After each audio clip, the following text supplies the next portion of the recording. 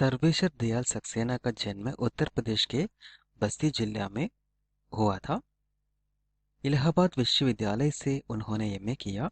कुछ समय तक स्कूल में अध्यापक का कार्य करते रहने के बाद भारत सरकार के रेडियो विभाग में विविध केंद्रों में कार्य किया। साप्ताहिक दिनमान के संपादकीय विभाग में भी उन्होंने कार्य किया था। नई कविता के प्रवर्तकों में सर्वेश्वर का ऊंचा स्थान है। अजनई द्वारा संपादित तीसरा सप्ताह के कवियों में सर्वेश्वर भी शामिल थे।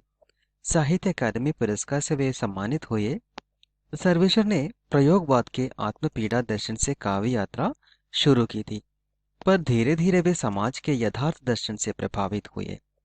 सर्वेश्वर ने अनेक छंदों रूपों का प्रयोग किया और अपनी कविता में एक दिलचस्प विविधता पैदा करने का प्रयास किया।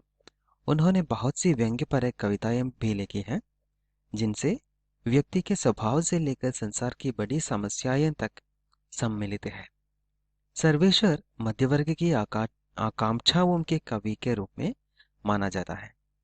अपनी रचनाओं के माध्यम से उन्होंने मध्यवर्ग के अहम और रोमांस, चिंतन और व्यंग्य तथा आशा और कुंठा को अच्छी तरह प्रदर्शित किया है।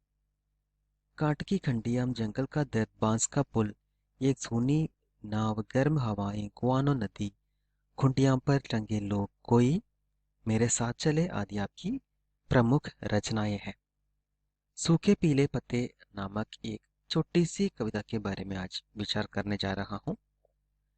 तेजी से जाती हुई कार के पीछे पथ पर गिरे पड़े निर्जीव सूखे पीले पत्तों ने भी कुछ दूर दौड़कर गर्व से कहा, हम में भी गली है, सुनो हम में भी जीवन है, रुको रुको हम भी साथ चलते हैं, हम भी प्रगतिशील है।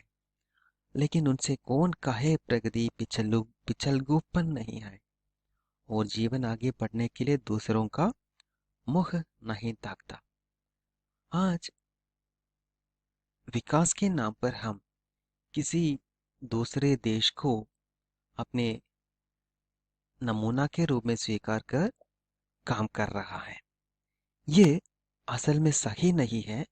यही सर्वेश्वर दयाल सक्सेना जी बता रहा है। प्रगति पिछलगूपन नहीं है। किसी का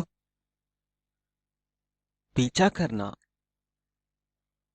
वो प्रगति का सूचक भी नहीं है।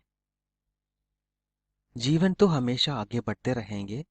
वो किसी को भी अपने साथ ले चलने के लिए इंतजार नहीं करेंगे। हमें अपने तरफ अपने चारों ओर के गतिविधियों को समझते हुए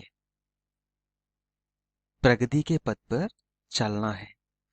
ऐसा प्रगति ही हमारे देश के लिए आवश्यक है।